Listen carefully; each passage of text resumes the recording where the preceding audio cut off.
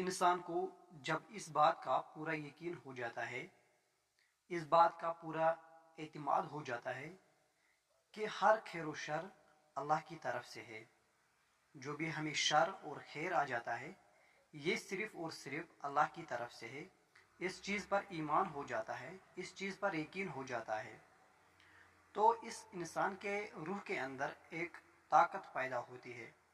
अल्लाह ताला की तरफ से इसके रूह में एक ताकत आ जाती है, एक कुव्वत आ जाती है। फिर वो इस दुनिया में अल्लाह के सिवा किसी से भी नहीं डरता, क्योंकि उसके अंदर अब ईमान आता है।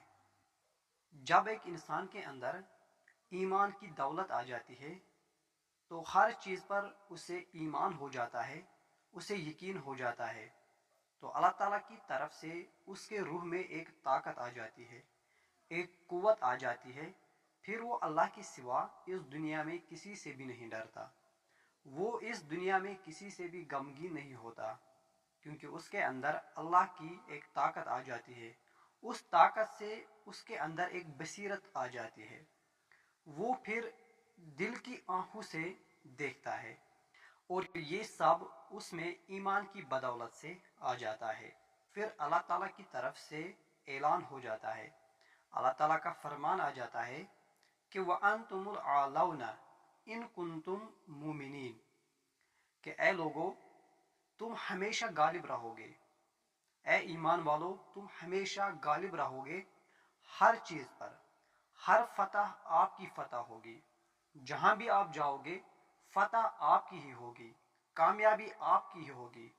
लेकिन उसके लिए शर्त यह है, उसके लिए क्राइटेरिया ये है, इन कुंतुम मुमिनीन, अगर आप मुमिन में से हो, अगर आप मुमिनीन हो, अगर आपके पास वो ईमान है, तो हमेशा आप ही गालिब रहोगे, हमेशा आप ही फतेहयाब हो जाओगे। फिर चाहे ये जंग किसी से भी क्यों ना हो, हमेशा गालिब आप ही रहोगे। खुसूसन जब आप ये जंग अपने नफ्स के साथ कर रहे होंगे तो उस वक्त भी आप ही कामयाब रहोगे, अपने नफ्स पर आप काबू पाओगे, अपने नफ्स के ऊपर आप जीत जाओगे, अपने इस नफ्स को आप हराओगे। लेकिन आपके पास वो ईमान होना चाहिए, आपके पास वो यकीन होना चाहिए, वो एक मुहक्कम यकीन होना चाहिए।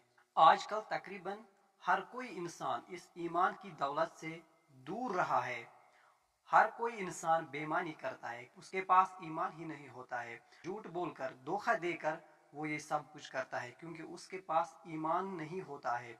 तो जो ईमान की दौलत है ये दुनिया की सारी दौलतों से बढ़कर दौलत है, सारी दौलतों से अजीम दौलत जो मानी जाती है वो है ईमान की दौलत।